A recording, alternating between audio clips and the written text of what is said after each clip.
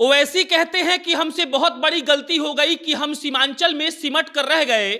हमें सीमांचल तक सिमट कर नहीं रहना चाहिए था, अपितु बिहार के हर कोने में जाना चाहिए था। और इसका साफ साफ मतलब यह है कि असदुद्दीन ओवैसी इस बात का दावा कर रहे थे कि 24 और 25 में वो सिर्फ सीमांचल से चुनाव नहीं लड़ेंगे, बल्कि उनकी पार्टी पूरे बिहार से चुनाव लड़ने की तैयारी कर रही है।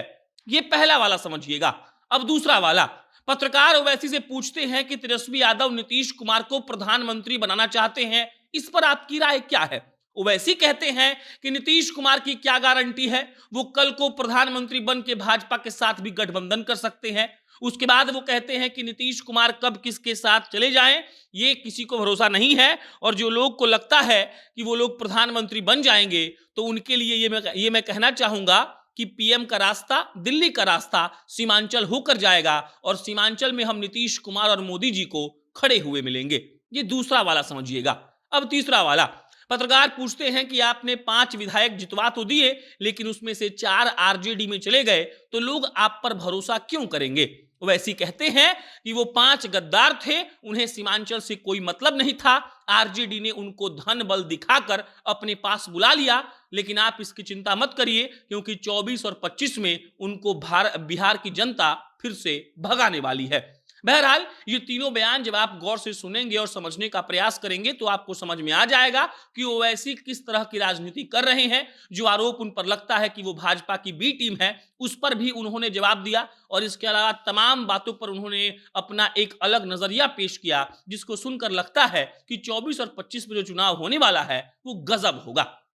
बहरहाल इस वीडियो में इसी बात पर चर्चा करेंगे, लेकिन उससे पहले नमस्कार स्वीकार करिए। मेरा नाम प्रशांत राय है। ये वीडियो रोडवेज ऐप के द्वारा प्रायोजित है। रोडवेज ऐप बिहार की एक ऐसी टैक्सी की कंपनी है जो आपको आधे किराए में पूरा बिहार घुमाती है। आपको पटना एयरपोर्ट से बिहार के किसी भी कोने में जाना हो, या बिहार के किसी भी गांव से आपको पटना आना हो, आपको कुछ नहीं करना है, प्ले स्टोर पर जाना है, रोडवेज का ऐप डाउनलोड करना है, और आप आधे किराए में पूरा बिहार घूमने का आनंद ले सकते हैं। अब लौटते हैं ओवैसी जी के बयानबाजी पर और ओवैसी जी के सीमांचल यात्रा पर। सीमांचल यात्रा पर ओवैसी आए थे, पैदल पानी में घूम रहे थे, घुटने तक पानी आ गया था, लेकिन ओवैसी रुकने का नाम नहीं ले रहे थे। उनके समर्थक उनके पीछे पीछे, और ओवैसी इस बात का संदेश देना चाहते थे कि देखिए अब हम जमीन पर उतरकर मेहनत भी कर रहे हैं। घूमने के दौरान ओवैसी ने एक बयान दिया। बयान में उन्होंने कहा कि राजगीर में ग्लास ब्रिज बन रहा है, और सीमांचल में 15-20 साल जो पहले जिस पुल का निर्माण का काम शुरू हुआ था वो पुल भी नहीं बन रहा है, और इसीलिए सरकारों को हम कहना चाहते हैं कि देखिए दिल्ली का जो रास्ता है वो सीमांचल होकर जाता है, और अब हम सीमांचल में ही खड़े रहेंगे। वो लगातार समझाने का प्रयास कर रहे थे कि कैसे नीतीश कुमार और तेजस्वी यादव बिहार की जनता को ठग रहे हैं।